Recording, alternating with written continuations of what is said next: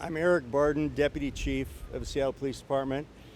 At about 12:30 this afternoon, officers responded to a shooting at in the 400 block of 23rd here at Garfield High School. Officers responded. They found a victim down near the Performance Center.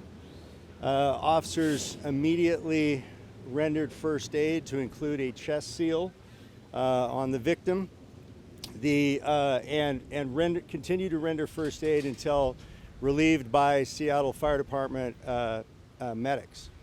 The victim was transported to Harborview Medical Center and remains in their care at this time. Officers secured the area and have begun an investigation. Our homicide unit has responded, gun violence reduction unit. Crime scene investigators have responded to the scene, and we're conducting an investigation. To this point, we believe that an altercation took place between some high school aged students. Our victim, it appears, tried to intervene and break up that fight. Subsequent to that, one of the original combatants approached the victim, and an additional altercation broke out, and the suspect produced a weapon and fired multiple rounds at our victim. That suspect fled the scene and remains at large at this time. We are working to identify that person, who appears to be another high school aged male, but at this point we do not have that person identified. This is an extraordinary tragedy for the community. It is the collective community's responsibility to take care of our young people, to take care of our youth. Unfortunately, gun violence emerged again today at our high school, and we have a victim right now at Harborview.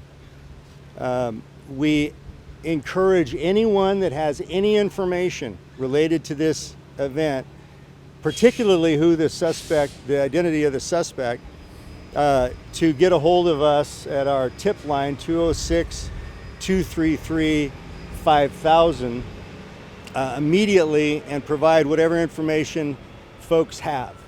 Currently, the students remain in the school. The school district has decided to do a staggered release of students. I think the details of which they are working out, but I think the students will be released very shortly. That is the school district's decision as to how that will be undertaken. I'm happy to answer any questions. What can you tell us about the victim? We believe the victim was a student here at the high school.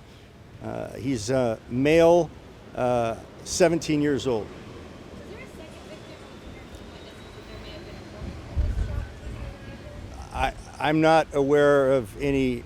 There's no additional victims, just the one victim. Are you aware of the victim's condition? I've been hearing reports that he might have passed from his injuries. The last I heard, the victim was in surgery at Harborview. I don't know if we don't have that person yet identified, so I don't know if that person is a student. The information from witnesses is that it's a high school aged male, but I don't know anything more than that. Yeah, I don't know all of the life-saving measures that were taken, but they did apply a chest seal and administered first aid until relieved by Seattle Fire Department personnel. With recent shootings in this area, has SPD changed the way that they're monitoring this area in the past few months? We have, whenever there are incidents that we believe draw particular attention to the high school, we upstaff and we put patrol officers on scene. We certainly have our East Precinct personnel patrol this area whenever they're not on an active call to ensure that we have good coverage. Again, it's our responsibility, it's the community's top priority to protect our young people. Following up on that, back in March, there was discussion, I believe I heard officers saying that they're going to devote to control in this area after the last shooting here at the campus. How long were those officers stationed here at the campus or around the campus? Are they still emphasis patrolling, so to speak, here in the area, or was that ended in the whole season? No, absolutely. Again, patrolling the high school is a top priority for the East Precinct, and we continue to do that. When officers are not on an active call, officers are in the area of the high school and the surrounding neighborhoods and spending as much time here as possible. We will continue that and have officers assigned here tomorrow and the coming weeks until school is out to make sure that we ensure safety. What other evidence needs to be collected here before the crime scene tape comes down? The crime scene investigators are incredibly detailed in the work that they do. They are processing the scene now. It can take hours sometimes to process the scene, and they are currently doing that. My last question for you, there were students also outside of the school at the time of the shooting. You said that the shooter left. What was done to protect the students who were no longer on campus? Yes, officers immediately saturated the area to provide safety for, again, we didn't know at the time where the suspect was. We learned that the suspect had left the area once we had arrived at the scene. We immediately sent officers into those areas searching for the suspect to ensure the safety of not only the students but all the surrounding community as well. How full was the area where the shots were fired? The young man who was shot, what was he involved? He was trying to break up a fight. Can you explain that? Yeah, the witnesses at this point are indicating that there was an altercation between two individuals. I don't know the details of that altercation.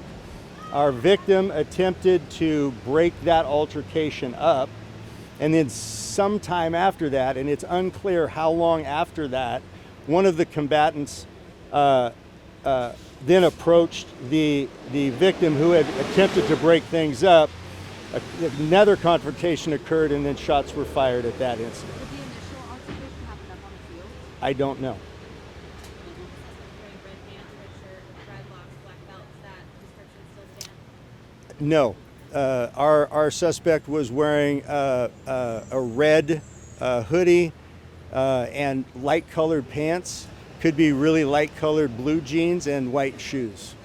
And left this area on foot? Or Yes, left this area on foot, and from there we don't know where. Were SPD officers We are talking to a number of students. I believe that there are some witnesses. I don't know if we have yet talked to the students that were witnesses, but that investigation is happening as we speak. What kind of gun was it? I don't have any idea.